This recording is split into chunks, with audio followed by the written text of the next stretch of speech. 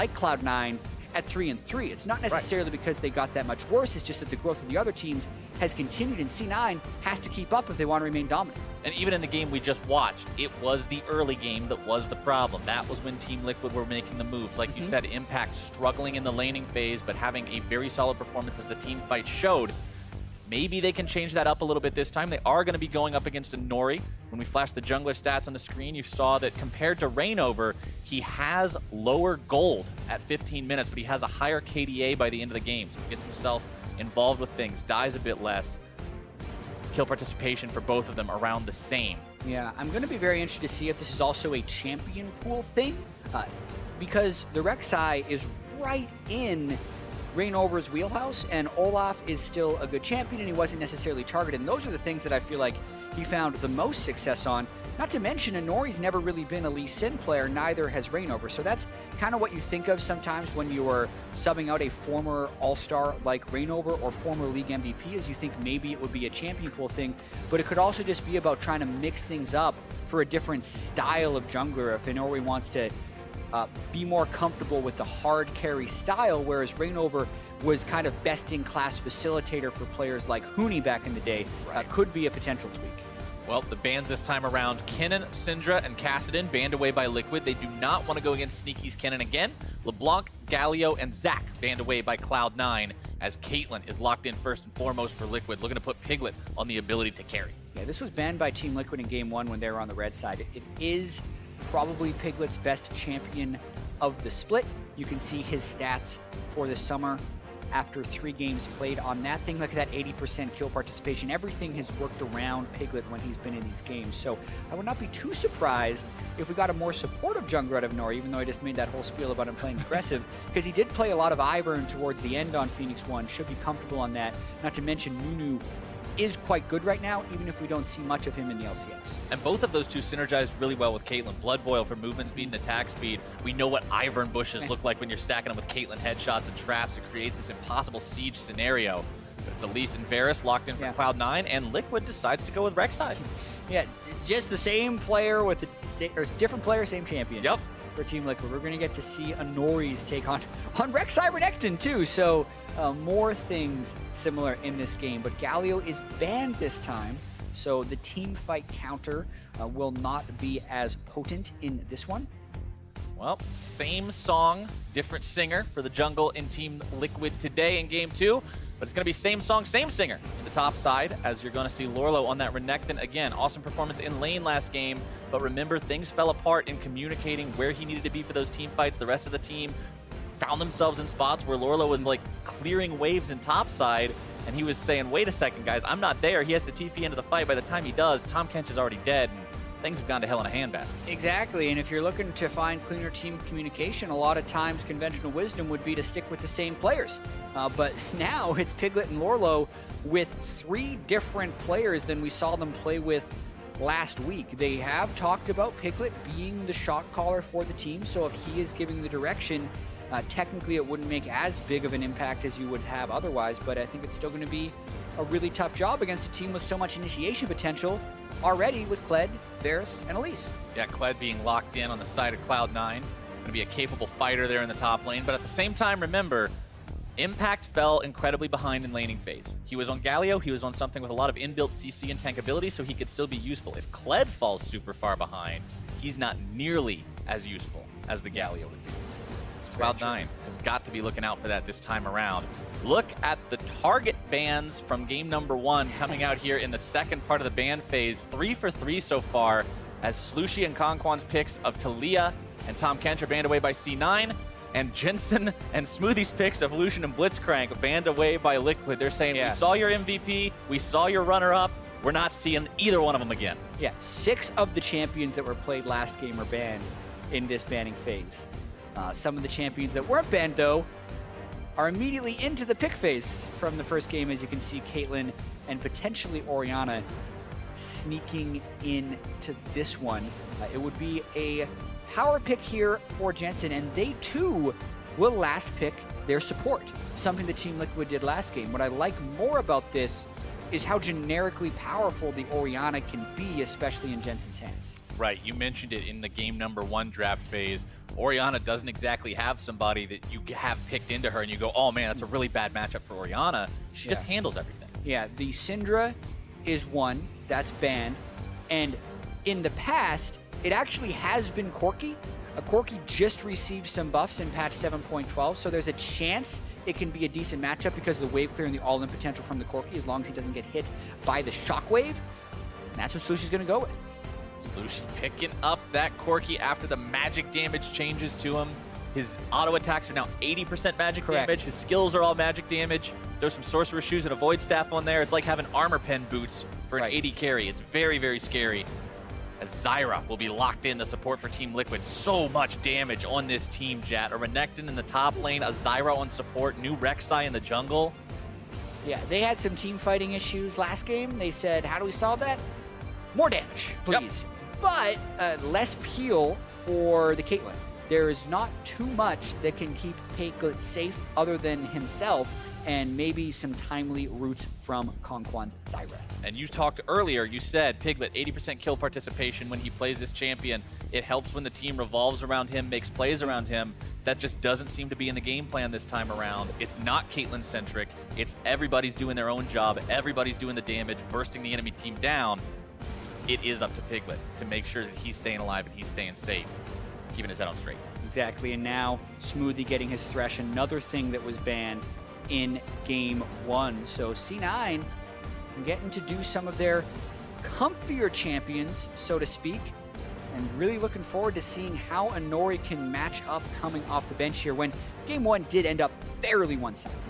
I am excited to see Smoothie on another champion with a hook and contracts again on the Elise because we saw the setups in game number 1. The cocoon into the hook, the cocoon into the hook, the cocoon into the hook. It's like a broken record over and over again. Smoothie would wait for contracts to hit those, trust that he was going to hit them, and then immediately follow up. Yeah, and now it can be cocoon into the hook into a shockwave or an instant burst by anyone else on the C9 team.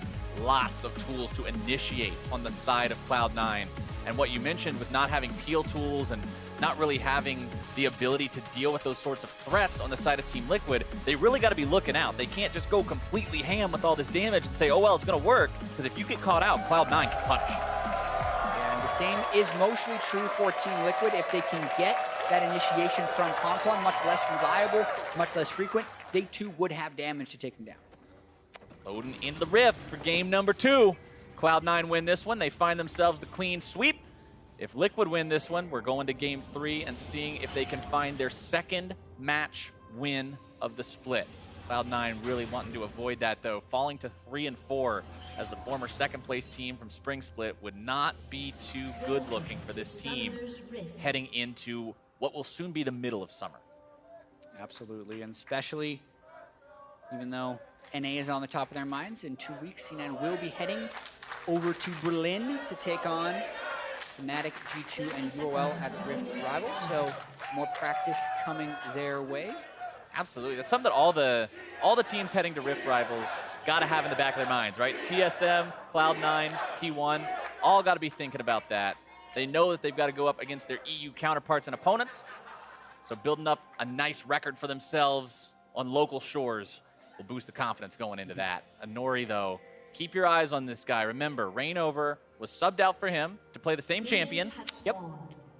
So you never know how the draft is going to play out, though. Maybe they have planned for him to do something. But Rek'Sai, I've talked to a lot of junglers, and a lot of them think Rek'Sai's in a really strong spot right now. What's so interesting about it is I almost feel like Rek'Sai's even more early to mid-game centric than before. So it's very feast or famine. Your level 3 gank is so powerful. If you're not getting a kill after double buffing, being able to tunnel into someone, and then do 120 true damage at level 3 with your E once you fully stack it up, you're not getting the most out of that champion. You need to be able to take that advantage through to the mid-game. So really pay attention to where Nora uses his first gank. Absolutely. Rek'Sai, been seeing a ton of it in solo queue recently, been seeing it locked in multiple pro circuits. Very strong champion, as Slushy and Jensen trading back and forth. Very early, level 1, just trying to go for that lane dominance.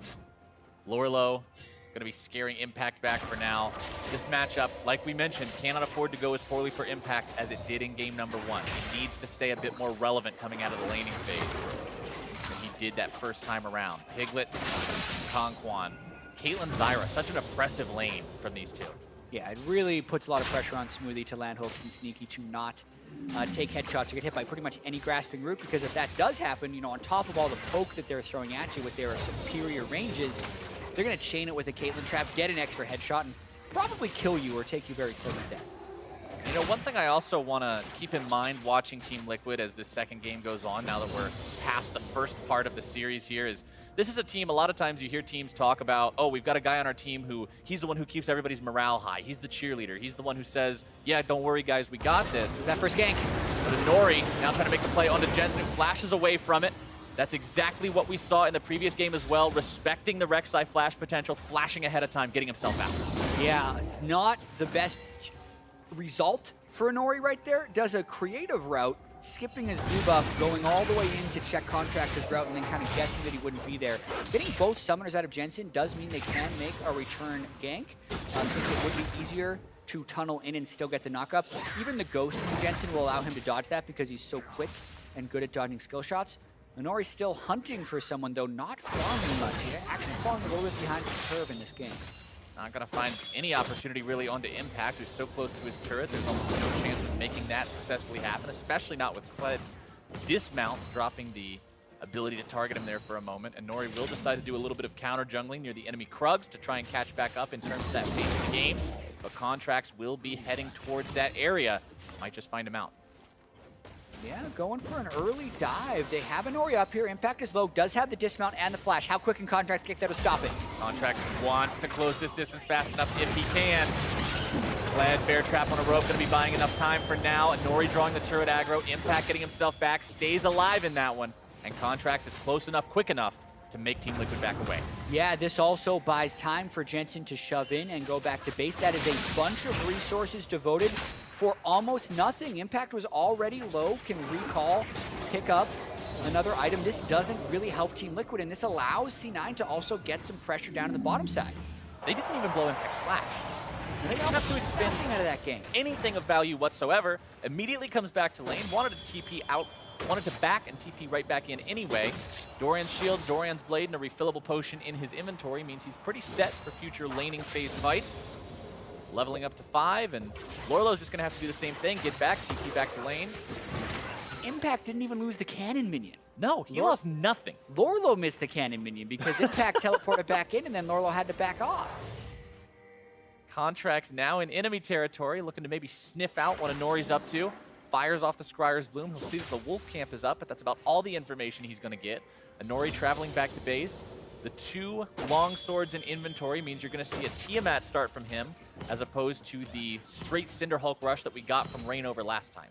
Yeah, kind of a classic Rek'Sai thing. A lot of champions still decent with the Tiamat rush. More damage. More to a Nori style, you would think. Although Reignover used to do Warrior Enchantment all the time back when he played Rek'Sai over in the European LCS.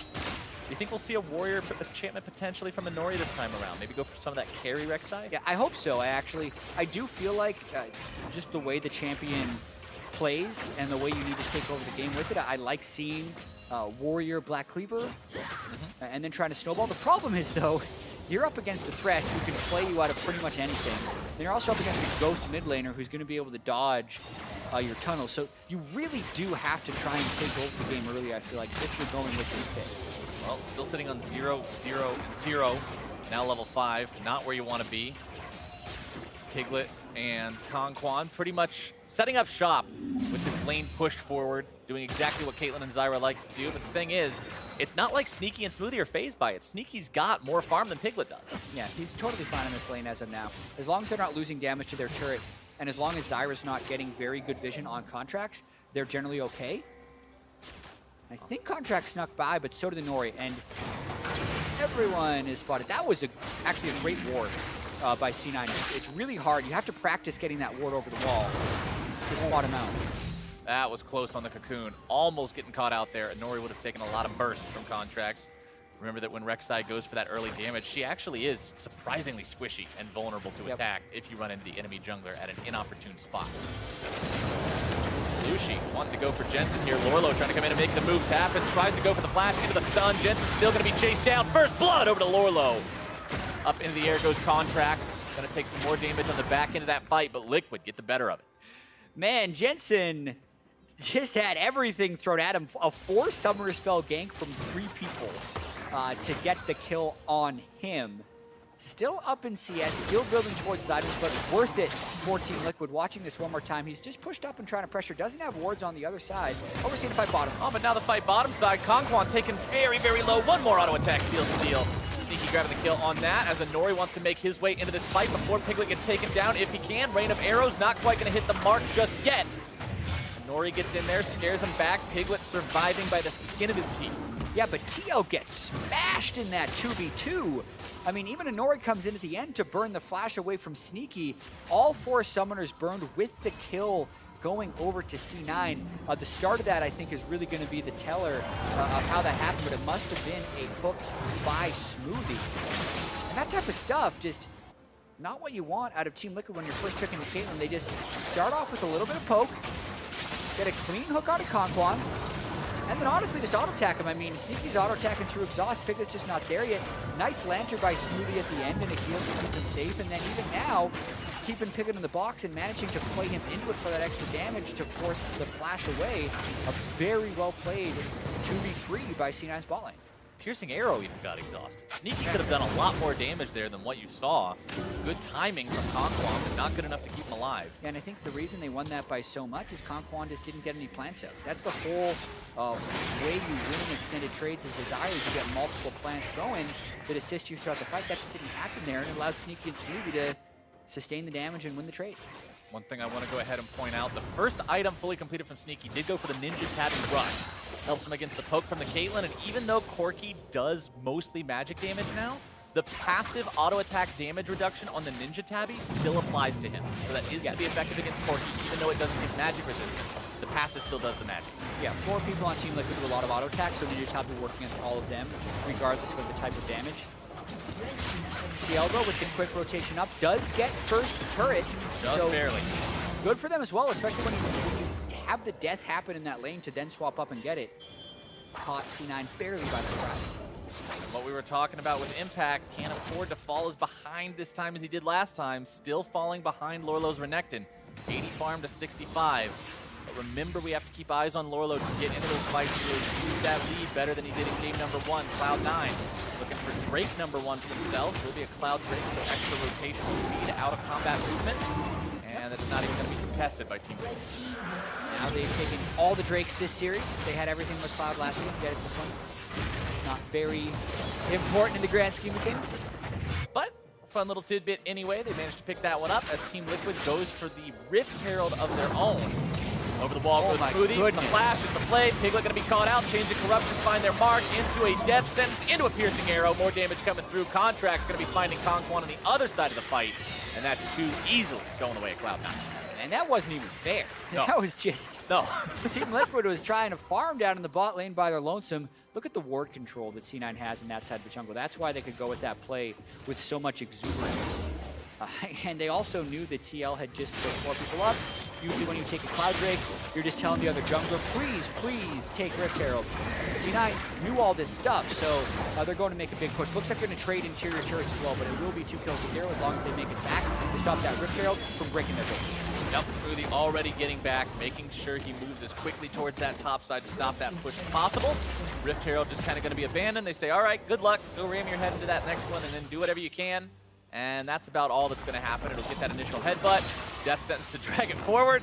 And Smoothie's going to be doing some pest control, keeping this thing from putting too much more damage onto that. Yeah, CC is effective on the Rift Herald, so he stops him from auto-attacking that guy. Meanwhile, very little damage taken by the inhibitor turret. Slushy pushing up here in the mid lane, 94 CS to 105. Not nearly as bad of a CS situation as it was in game number 1. Keep him caught up. Yeah, definitely did not get smashed. It helped a lot that they kept sending people at Jensen to slow down his farming pace, but much better than it was last year for sure. Impact now hanging out in the bottom part of the map, trying to stay as relevant as he can, farm it up. He's got Ninja Tabby as well. Tiamat completed. Very typical Kled itemization. It's going to have to be soaking auto attack after auto attack from Piglet, who's got Conquan right behind him and feels as if he can push with impunity now, just going up against that Kled that he can zone away really easily. Yeah, as close as it was, and with all the ganks that Team Liquid threw at Jensen, he was still up 12 CS at 10, so 2.5 below his average for the split. For all that pressure. For all that pressure, this guy is playing so well in his positions. Keeping him on his back foot. Now C9, since they've already fell the bottom turret, it's all on Smoothie and Contract to make roams. Nice Shockwave, nice Cocoon, nice plays. Cloud9 picking up the enemy mid laner, and now they'll grab the turret as the prize. Hell of a way to make an impact there in that lane. Jensen starting things off, getting the Shockwave at the edge of the range. Lucia didn't have a chance. No, he really didn't, unless he was going to flash that Shockwave, but even then, most likely loses his turret, and the pressure that Team Liquid has is mostly non-existent right now, as we saw by the kill bottom lane by C9, where they could just flash over the wall, bring a lantern and kill with 4 people, or when 3 people just appear at mid lane. TL isn't able to match these plays because they're really far behind where C9's going next. Contract's grabbing his own buffs, continuing to farm up 2-0 and 0 on this Elise. Really been helping his team make those plays this time around. Decides to repel up and over, landing onto the plant. Always nice as Elise to have one of those plants nearby. Provides an extra escape route that wouldn't otherwise be available. Keeps you totally out of danger. Cloud9 rotates back towards mid in time to keep their own turrets defended. Cloud9 has done a good job of out-objective playing their opponents. Yeah, and there's still that gold differential in the top lane, where Impact is down about 800 gold to Lorlo. Still not much has happened off of that. Lorlo isn't solo killing Impact. We really haven't seen them have an influence over the game as of yet. But that would be a place where you'd look for TL to try and make something happen, because they need Lorlo to draw attention away from C9 so that Piglet has a chance to scale. Because as of now, the Varus is way stronger than the Caitlyn. Blade of the Ruined King completed versus just a BF sword and the pickaxe. Not even close. Sneaky also demonstrating earlier that he can hit those chains of corruption. That's one of those abilities that practically hit memes here in terms of how often people like to miss it. If you can manage to hit those every single time you need to, very, very potent team fighting tool, very potent pick tool as well to follow up after a cocoon or a hook or anything. You mentioned C9's pick power in the draft phase, what this team can do if they land even 1 CC. It just turns into this inescapable chain that'll allow them to find more plays after. Yeah. I feel like Impact has to die here if Team Liquid want a chance in this game, because they just gave up so much to set up this game. Impact trying to get himself out of this one. Turret aggro dropped by Anori, who pops the ulti, still looking to make the moves happen. Anori nearly killed. Impact getting himself away underneath the turret for now, firing off that bomb pistol yet again, almost able to remount, but can't do it. Anori getting the kill credit. They still get the kill when they needed to, but that was so close. If he remounts, he might pick up a double kill. Without the Lorlo gets solo turret gold, and they still kill off Impact. What will C9 do on the other end? Because they have full. Still at C9, trying to trade that tier 1 for this tier 2 if they can. Down to only caster minions left, but it doesn't look like Liquid will be able to make the defense. Cloud9 still gets a good thing out of the trade. Yeah, Lorlo now 54 CS up on the other side, but that's exactly what it is a trade. C9 actually got 2 turrets off of that. If we track when they first made the roam into the outer turret on the top side of the map. So it's still a better trade for C9. Even though they lost a person, thing is that guy's going to come back in a few seconds. That turret, I don't think it's going to be making a reappearance anytime soon here. Unless, of course, Team Liquid can take this one to a game number 3. But right now they are behind almost 2,000 gold, 16 minutes in. Cloud9 doing a good job building that early game advantage for themselves as we move towards the mid game now with Drake number 2 spawning. It is Ocean Drake, so not the biggest value, but still a target here for Cloud9. Pings coming out onto that area. Lorlo forced to dash away from Jensen, who with his 162 farm is still pretty scary. Yeah, I think C9 will take this because they can, and mainly because they want the next one to spawn. I don't think Ocean Drake has that big of a benefit for anyone on either side. We're not seeing a very poke-heavy game here, and we don't have any super mana-hungry champions that will really benefit from the Ocean Drake. It will definitely help Orianna in extended sieges, but compared to every other Drake in this game, I feel like Ocean would be lowest priority. And the next one is Ocean. Yep, we're going to see another Ocean, so game obviously not throwing us any bones there. They said, well, we didn't give you any Cloud Drakes in game number 1, so we're going to give you a bunch of Ocean Drakes in game number 2 just to equalize it a little bit. keep everybody away from fighting for all those with absolute indiscretion. Cloud9 still with a nice lead for themselves. 17 minutes in. 5 turrets at 17 minutes is actually pretty crazy. Yeah, they've been heavily out-pressuring Team Liquid around the map. Lorlo has been setting up a lot of split pushing to try and get those plays, and that's why it was so important that him and Nori could pull off a successful dive onto Impact, because if they didn't get anything out of that, they would have just fallen extremely far behind, and that makes it even easier for C9 to force team fights, because I think what they're going to try and do fairly soon, it's still early on in the game, but when 20 minutes hits, they're going to have control of that side of the jungle and go for Baron. Cloud9 having this advantage, even if the advantage isn't huge, and having this tempo in their favor, it's a good omen, because Team Liquid, we talked about how they're 1-5. None of the wins that they have found, even in single games, not just matches, have come from a time when they were behind. If Liquid's behind, they don't win. And Cloud9 has managed to put them into that loss condition. Yeah, and C9's early games have actually not been that great for the past 8 months, so more good omens for C9. In enemy territory now, clearing out some wards. Seeing that the red buff has spawned, but waiting for Contracts to work his way over there before they potentially try to secure that one, wanting to make sure they don't accidentally give it away to a random rocket or something similar. Piglet still just trying to farm, be effective on that Caitlyn. We know Caitlyn has to hit a multiple item spike before she really comes online, and sitting on nothing but Infinity Edge and Zerker Greaves means he's got a ways to go. Exactly. You really want Static Shiv, and then on top of that, you usually want a rapid fire cannon. But with just the Static Shiv, I think it's pretty strong. They're going to have a lot of wave clear to try and defend their turrets with when you combo the Corki missile spam and also a Static Shiv Caitlyn. I hope that's his second item for the type of stall game the Team Liquid's going to have to play pretty soon. Right. Plenty of options for Corki too. Corki's itemization though, very, very expensive. See Corki that likes to buy, he likes to buy Trinity Force, he likes to buy Infinity Edge, he likes to buy Gunblade, he likes to buy all these different things that cost a crap ton of money, quite honestly. And when you're behind in the game, when you're 0-1-1 and 40 CS down, that takes a while to build that up. It really does. A double dagger right there means he could probably go for rapid fire cannon or Static Shiv.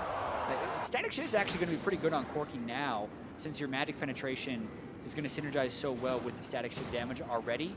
Just more all in to that one damage type, but let's see where he goes with that. Unlucky package. That's always a problem with Corki. You get the package, you feel so strong, you're like, we can make a big play with this, and then if the opportunity doesn't present itself, you just have to shoot the thing off in the woods and wait another 5 minutes to get You don't have to shoot it off, but you want to. Yeah, you got to at least use it. It feels even worse to just have the thing and let it expire. Slushy using the normal boring Valkyrie to get away from that cocoon coming out from Contracts. Remember, Baron is live now, 20 minutes into the game. Cloud9 controlling this top part of the jungle, this top part of the map, even though it's highly unlikely to see teams go for a super early Baron. It's always possible. Yep. Well, it's always possible in a game that's also been this passive. I think it's been this passive because C9 ran out of things they could safely take. There's a lot of wave clear on Team Liquid. They've already killed 5 turrets, and they just killed the Drake. So they were waiting for the Baron to come up so they can start pressuring this spot. Meanwhile, Lorlo decides to knock Impact right off a Skarl. Yeah. Popping his own ultimate to do so. And Impact is going to walk away, though. Not actually under threat of death from that ulti. Means that Lorlo is going to have a much lower threat threshold for the next minute and a half or so. Yeah, and this split push is the fear for C9. The Kled does not have the same fallback pattern that the Galio had in game 1. Ooh. That's the chain. That's the chain we know and love. Fired off a little bit to the side. Camera zoom in onto Sneaky. He'll get another chance, though. Plenty more chances as the game goes on, just not in the immediate future. Still 2-0-0 on the Varus, having a good showing so far. Piglet slightly beating him in terms of farm. You mentioned his game plan right now just being farm up, hold on, we scale. We all know the general solo queue strategy. You're behind in the game, everything seems bleak. That one guy on your team saying, just farm, we scale. Yeah. Well, you also wonder if what we hear about Team Liquid's communication is true and Piglet is a shot caller. When you have a shot calling Caitlyn, what plays is going to set up other than I hit minions for 40 minutes, then we team fight. So he's not going to set up plays, he's not going to orchestrate plays, he's not going to be looking at the map. So other people have to be basically playing the early game while he farms up. And that can also speak to why we're seeing such a small amount of proactivity from Team Liquid right now, because these are 3 guys that are, I mean, this is a 5-man team that we haven't seen together in the LCS ever before. So the number of reps they'd have of being able to pull off really crisp plays is extremely low. C9 pressuring towards the remaining tier 2 turret of their opponents. The last one left outside of the enemy base. They want to fix that pretty quick if they can. Dropping it low, but that wave clear you mentioned earlier between Caitlyn and Rocket Spam does a good job of keeping it alive. Yeah, the wave clear is only going to get better from here on out as well, as they continue to build those items. The way you subvert that is by getting the Baron, which is, I think, what C9 wants to do, but they do not want to force it this early since they will still take a lot of damage. Yeah, it's very tricky to do 22.5 minutes into the game. Next break is spawning here in 5 seconds. It's that ocean we talked about earlier, so at least they've got something else on the map to turn their attention towards, if only for a moment. The turret does fall there in the top side. Fight going to be breaking out in mid lane as Inori tries to go for the flash setup onto Sneaky. Can't quite find it. And C9 really wants to flank this if they can. Kled's coming in from way downtown. Wants to charge. Inori getting himself away. Impact still going for it. Not quite able to find it. C9 decides to back themselves off. Team Liquid heading towards the Ocean Drake. Cloud9 says, Baron, Baron, Baron. If they want to commit to this, we're going to commit to that. Yeah, Lorlo can TP, and I feel like this is C9 is hoping to find a fight. They all stopped, and Ori didn't get him with Price Seeker. Gets Chain of Corruption! It doesn't find the mark, but they're still able to jump onto Inori. Stranglethorn's down, Sneaky knocked up into the air, Burst coming through, Cloud9 in retreat. Pretty critical miss there on that ulti from Sneaky. Everything else had lined up for it until he just shoots it to the left. That would most likely have been a kill on Inori. Now they've lost position on mid lane temporarily. No shockwave either.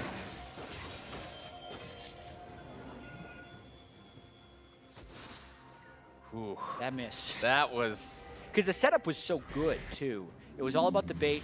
It was stopping outside of Prey Seeker range, knowing they had the control ward.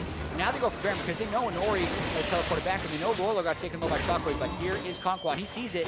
Trying to just rush this down. Stranglethorn's got expended earlier. Remember, that's not available. Baron down below 1,000 HP, still looking to make the moves if they can. Contract's grabbing that secure as he goes over the wall, but Ace in the hole will find him midair.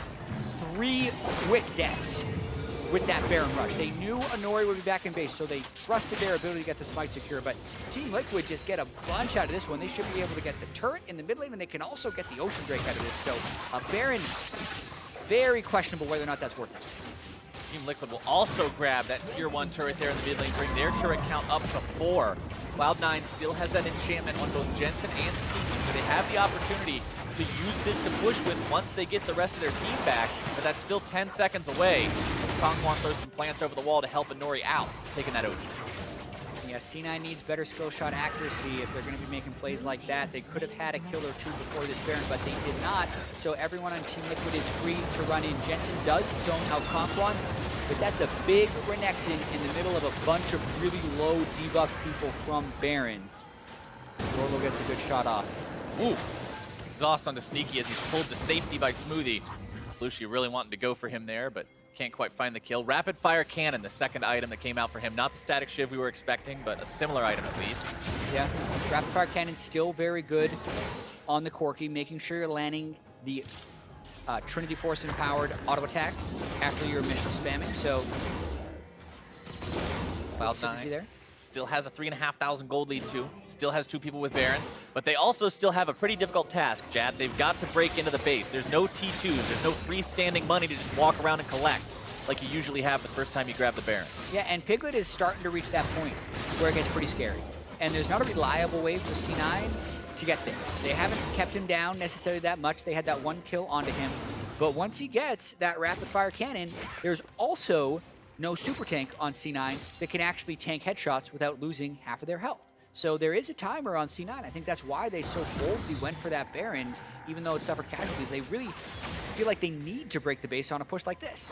Here they go, pushing up if they can. But the trap line is there. It's so difficult to deal with Caitlyn in these siege scenarios because of how she can keep you completely at bay by lining those up.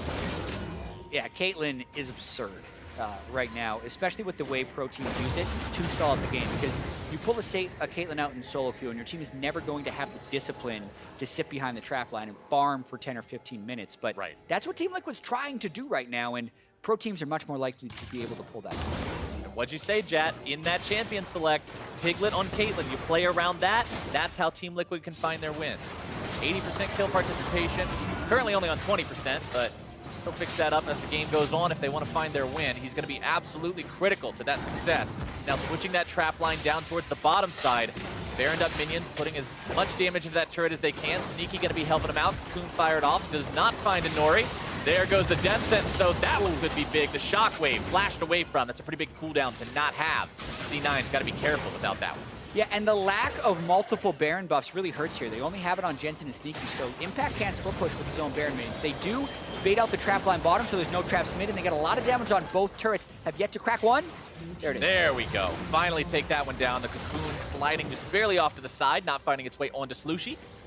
Jensen still really wanting to grab this bottom lane tier 3 if he can, but that trap line is just so damned effective at keeping anybody away. Yeah, you could tell he wanted to step on one just to get enraged for the auto attack, but he thought better of it. He knows. It's like, how do we lose the game versus how do we win the game? Right. We lose the game if I step on this trap and die, and we can win the game in a lot of ways other than auto attacking his turret once. So he makes a smart call and backs away. See, that's the problem with the Caitlyn and solo queue as well. You talk about how in those types of games, your teammates, if you're the Caitlyn, won't stand behind the trap and defend, but at the same time, your opponents will eventually just get too antsy and say, you know what, I can eat one cupcake. It's not really that big of a deal. And then you can turn things around. But Cloud9 showing discipline of their own, not willing to give in to that, but there's the issue right there on your screen with not having any tier 2s or tier 1s left to take when you grab the Baron. It's so hard to make a meaningful big Baron power play, only 769 gold. Exactly, and Baron power play includes the 1,500 gold you get for killing the Baron.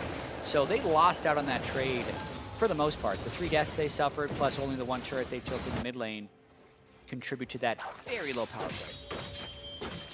Now they may just be waiting for the next Baron to find more opportunities. Remember that turret being down in mid does mean that if they want to force a fight on an open inhib, that opportunity is available. But the team doesn't seem super confident in going for that just yet. Only 3,500 gold lead, 29 minutes in. It's not incredible anymore. Remember, the same value of gold lead decreases in terms of what it means as the game goes on. 3,000 when you've got 7K versus 10K, that's a bunch. 3,000 when you're comparing 49 to 52 isn't quite as big. Yeah, it's almost meaningless, if we're being completely honest. The only meaningful advantage I feel like will be Jensen, because if he lands a shockwave on a squishy target, he can end the game on his own. Yeah. Outside of that, it's really all about the strength that Piglet is going to have in these games. And you can see the minions are never making it anywhere close to those turrets or even the inhibitors. Until this Baron comes up again in 1 minute and 30 seconds. And I want to dial back to something you mentioned in game 1, talking about how normally you see the 10 CS a minute mark as being the goal for most pros in the LCS. And again, Jensen going above and beyond that 314 farm, 30 minutes into the game, constantly keeping that economy topped off. Rabadon's Death Cap, Leandri's Torment, Morello Nomicon, that shockwave finds its way onto Piglet or onto Slushy. They're just completely out of the equation.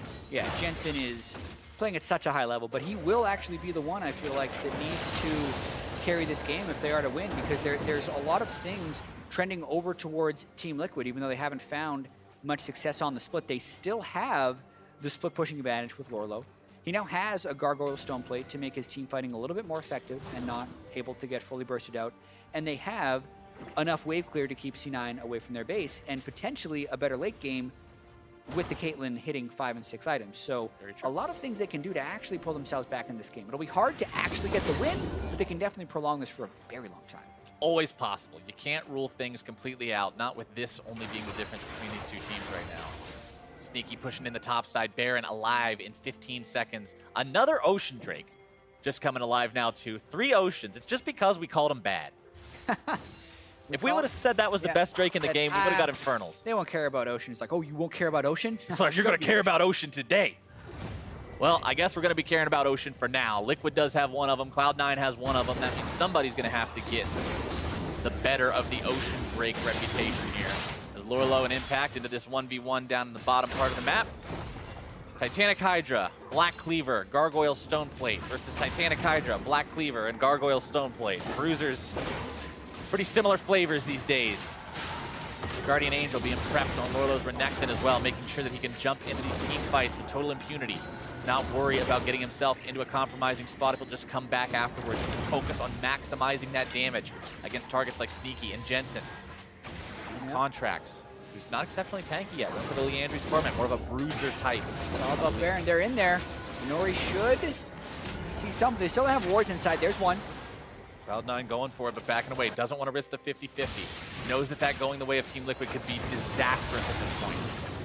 So they've also given up control in mid lane right here, which is again advantage Team Liquid. They're going right back on it though. Team Liquid would have to double back, and they have no indicator to show that other than the fact that C9 is still missing. Now, at this point, you say, okay, they must still be on it. And it might be too late. Nori's gonna go. He's trying to buy time over the wall, and Nori goes, but he can't quite find the objective. Instead, he's gonna find himself a rather swift death, except for the fact that he's able to use the ulti, similar to what Reignover did, to dodge the aggro, stay alive. Lorlo in the pit, Cloud9 backing away. They will not be killed off as they were the first time they found Baron, and they managed to find the moves. Yeah, and Inori did not die there because he's gone so tanky with the Gargoyle Stone Plate and the Cinder Hulk. So they can't push him down through the Stone Plate. This time, though, C9 has Baron on all 5 people. This Mountain Drake, not going to be too important as Team Liquid isn't really getting poked out to prevent them from defending these turrets, but this will disempower the Elder Dragon if C9 still has map pressure at that point in the game. Just like the first Baron, Team Liquid takes an Ocean Drake after this second one from Cloud9, so that's going to be 2 Oceans for them. A little bit of extra bonus regeneration, but as you mentioned, not really the most important thing out there. Cloud9, they've got the Baron push coming. The charge is sounded. The horn is roaring, and the inhibitor is under siege. Cloud9 take it down. They destroy inhibitor number 1, moving down to inhibitor turret number 2. It's so low that they don't even care about the minions. They will brute force this one away, dropping a control ward. Yeah. Not want to overstay, though. Trying to play this one carefully. They don't want to get flanked or lose the game here, but they do have the advantage. Still wanting to go for inhib number 2. Quite a big difference between one inhibitor and 2 of them. Means you can just siege that final remaining lane and really just put out so much pressure. It's nigh impossible to fend it off even with a Caitlyn. Yeah, very difficult. I think if you're going to have a chance, it would be with the double marking team composition they have. With the Corki and the Caitlyn both able to shred some of these down. The only thing you'd want is a Sivir somewhere in there to make it a little bit easier, but agreed there, C9 have an opportunity to move over to that lane, wait for the super minis to crash down, and also I think they're going to Baron empower one of the waves. So I don't actually think Impact will stay with the team too much. I'm not expecting hard engages from C9 for these fights. Impact is just hanging out between those other 2 lanes, ready to enchant either wave that he can to give it that extra bit of pushing power. Falling back for now, though, waiting for the rest of Cloud9 to push this wave up. Pay attention to this, ladies and gentlemen. This is how you run the split push. This is how you make this happen. You wait for everybody to get in position, then mount the attack in 2 different places at the same time. Team Liquid also have to find a place to make their stand. These traps do a great job of preventing them from being able to hit this turret, so it's all about whether C9 can find a way into the base to threaten behind the trap line. Watch Jensen and see if anyone on TL can initiate on him. The hard initiation from Team Liquid is very low here, so it's why it's more safe for Jensen to be in this spot. Practically impossible to catch him out at this point in time.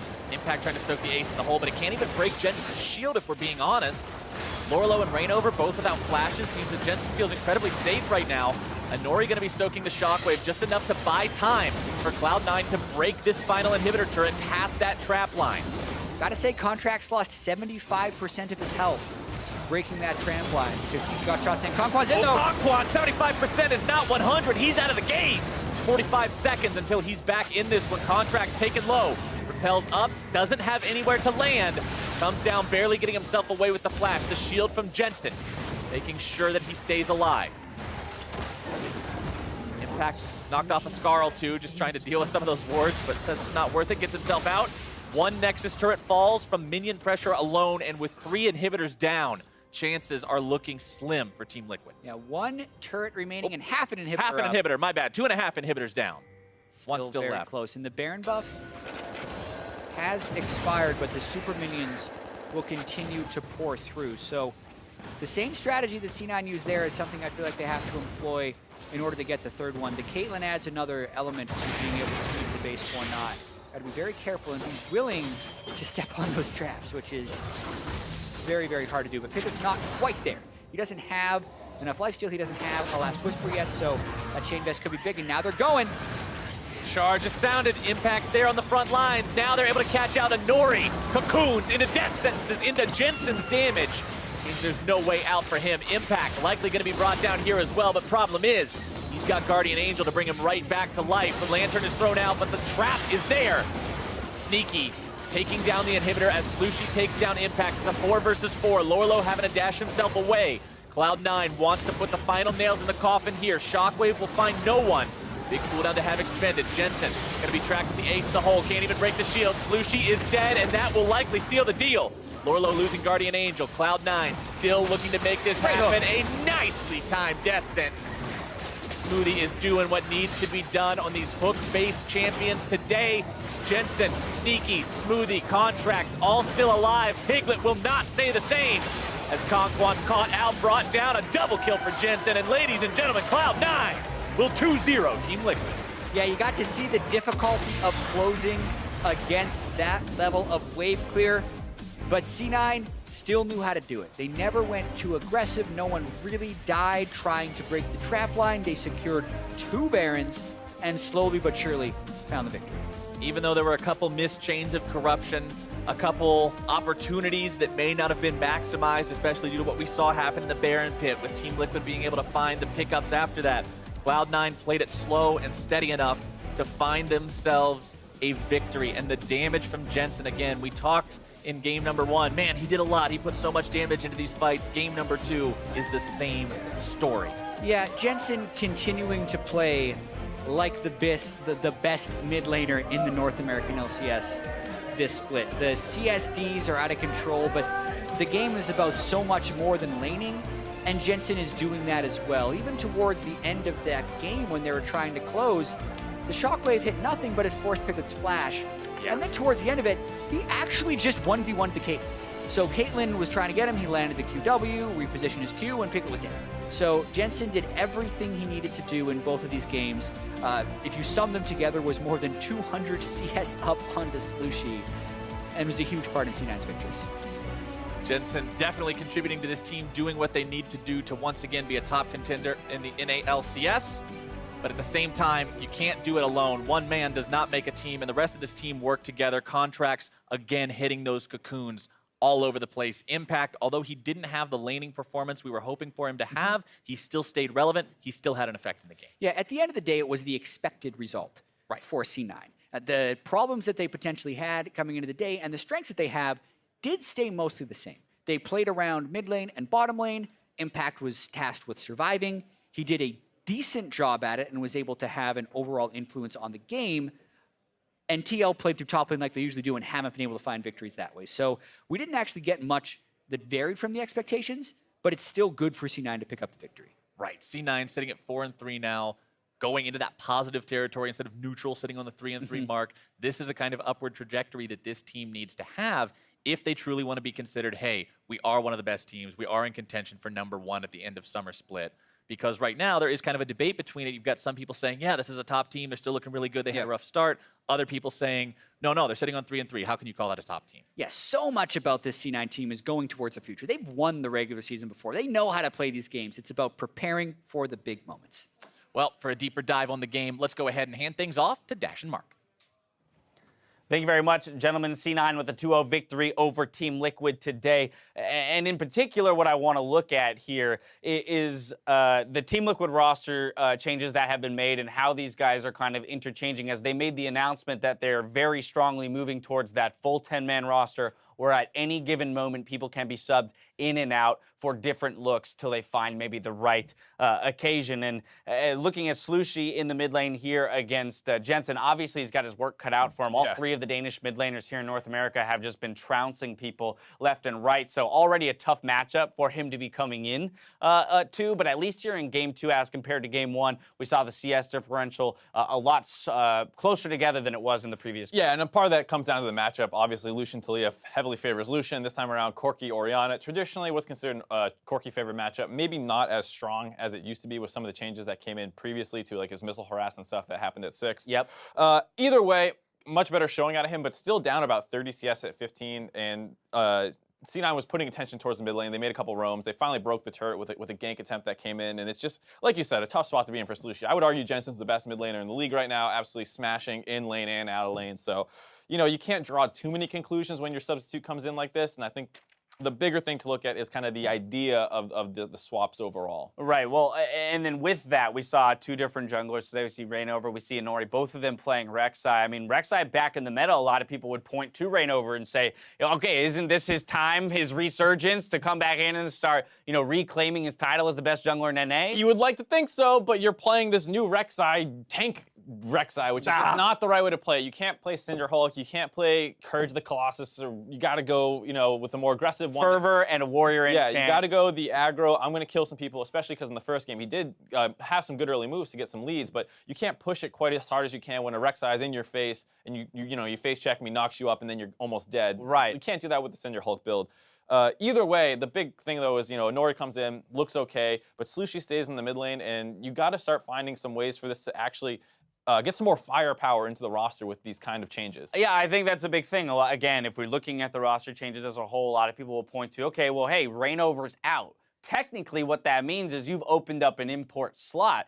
And so, if in the mid lane, all you're doing is exchanging Golden Goo for Slushie, and we can get more into the nitty-gritty of like whether or not that is an upgrade or more of a side grade, a lot of people would say, all right, granted, there's not much homegrown NA mid lane talent that you can pull from. Well, you have an opened import slot. There is room for large upgrades to be made in that mid lane still. And I understand it's difficult in the middle of a season to go pull someone, potentially out of Korea They can't or go Europe. convince Faker to jump ship? That might be a little bit of a tough argument right to make. Okay. But, there's someone locally who I believe is teamless right now in Phoenix, someone who's been in your org, who, last time we saw him in the Challenger Series and Promotion Tournament looked really strong. And maybe you can find a roster that works if you brought him in with Inori Phoenix would look pretty good. Yeah, and then you have Piglet as well. And so it's this kind of thing where, you're swapping Rainover out for Inori, which I think many, including myself, would argue is a slight downgrade right now, but you're not doing anything to improve it with the extra kind of room you've given yourself to work by opening up an import slot. To put fake numbers to it, if you were downgrading from a 7 to a 6 out of 10 in the jungle, and then in the mid lane, all you're doing is moving from a 5 to a 5, then all you've done is lowered your team score by 1. And so what we're saying here is that if you are going to make a downgrade or a concession in one area, you need to look to take advantages somewhere else. But I don't want to get too hyper-focused on the roster because, again, they've made the announcement. We'll see what happens in the coming weeks in terms of the evolution of that roster and who they end up sticking with. We know they're not afraid of signing people. But what I will say is kind of a prevailing theme is that even in this game, there were multiple opportunities for Team Liquid to perhaps play more aggressively. And at this point, I almost feel like there's a level of mental fragility where they're unwilling to take risks to actually win the game. And again, we've creeped back into that playing not to lose as opposed to playing to win. Right. There was a moment in the mid game there where C9 tried to find a pick. They might have overextended into a Zyra ultimate, and I think it was Sneaky who was going to get knocked up, and Slushie and Piglet didn't really go and try and jump on that and potentially find a kill. And off the back of that skirmish, C9 just went right to Baron, still relatively low. At like 23 minutes, they're tanking a Baron in your face with no armor.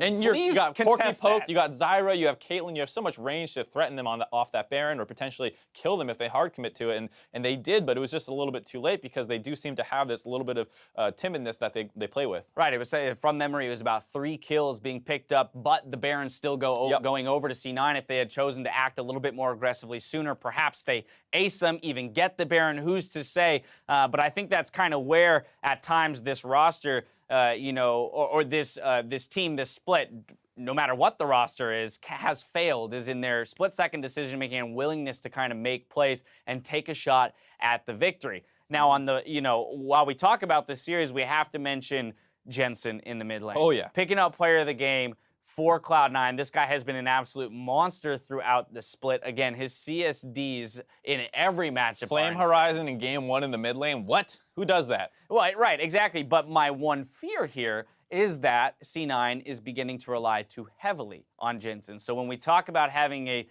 diverse playbook, having multiple paths to victory, it's looking more and more like Cloud9 is tunneling on Jensen needing to get ahead and be the playmaker for the team. I think you see there's some synergy around the bot lane. C9 made a couple ganks around there with Smoothie being able to be on some playmakers, but the top side of the map has looked a little bit of exploitable, with Impact getting CS deficits pretty frequently, and he still plays. He did deal with a fair amount of focus in this game, to be fair, and he avoided a lot of turret dives and ganks quite well. But yes, to your point, even then, the deficit is there. there. Right, and the leads almost exclusively come through Jensen. And when you stack him up against some of the other top teams in the league, like let's say a TSM or even a CLG with Huhi and Bjergsen, you might not get those same kind of massive advantages. And then what else does your team do well? We're still kind of out in the woods about what C9 is going to do. Right, that's the key, right? Okay, great, you're averaging like 20 CS up at 10 minutes in the mid lane.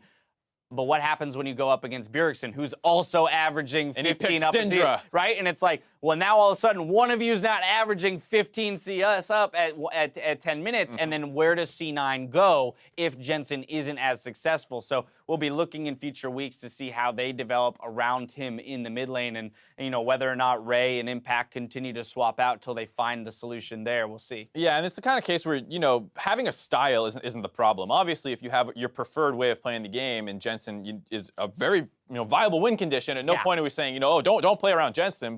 No, Jensen's ahead. Let the dude carry. Yeah, exactly. Let him carry the game. But you need to be able to do a couple other things, and that's one of the things you can say about TSM is sometimes Hauntzer's the guy, which we kind of saw in their series today, where he received a lot of jungle attention after Bjergsen kind of stabilized his lane, and that's kind of the stuff that we wish we saw more out of C9, where Jensen's got a lead, great. Can we stop going mid and maybe do something else with it? Or if Jensen's even, which isn't the case very often, go somewhere else. And so where do you look? Who specifically on the team are you looking to for Cloud9's case to step up alongside Jensen? Are you looking at the playmakers of the jungler and the support, or are you actually looking at the damage dealers and the carry potential out of the top in the ADC? I would love for it to be Ray. He comes in, you swap up your chant pool a little bit. Now you're playing the Kleds and all this aggressive stuff, and you're diving and doing all this crazy playmaking. But it doesn't feel like C9 really has the same level of synergy when he's in, and so I think it is going to end up falling more on Smoothie, assuming this meta sticks in the bot lane, having to build synergy with contracts that they can reliably turn ganks, especially at 6 when the ultimates come online and they're playing things like Ashe and Thresh and Rakan, being able to really, really set up these big bot lane plays, which open up a lot of games. Right, it's been very exciting to watch him play in this support meta, of course. We have multiple playmaking supports. The likes of Ole and Aframu at this point has made for a very interesting bot lane meta. My final question to you would be back towards Team Liquid. Once again, in the bot lane, we have Piglet, who's been a top performer alongside the rest of the teams. Now that we have that AD carry meta kind of shifting to involve back towards the Jins, even the Tristanas that we've seen, perhaps a more diverse pool, do you feel like this opens any options for them as a squad? It might. I think, Jin was a champion. He played a little bit, but not quite what you would consider the signature champion of Piglet. You would think, the Kog'Maws, the Twitches, like you even said, the Tristanas. And with that one coming back, maybe you start playing more of that style, but you do really need to find something, because utility AD carry has never really been his forte, and it's something he's capable of playing. But when your team is struggling to find wins just seemingly because your mid laners fall behind, your bot lane really, really needs to step up. And Jin is not the kind of carry that's always going to do that unless, it's Arrow, and he's pretty much the only one we've really seen do that. Yep, Team Liquid moving to 1-6, while Cloud9 moves to 4-3 on the week. That's going to do it for NALCS 1, so we're going to toss you guys over to NALCS 2, where Dignitas and Immortals are in champion select heading into Game 2. Enjoy. Elsewhere, right? They win another play.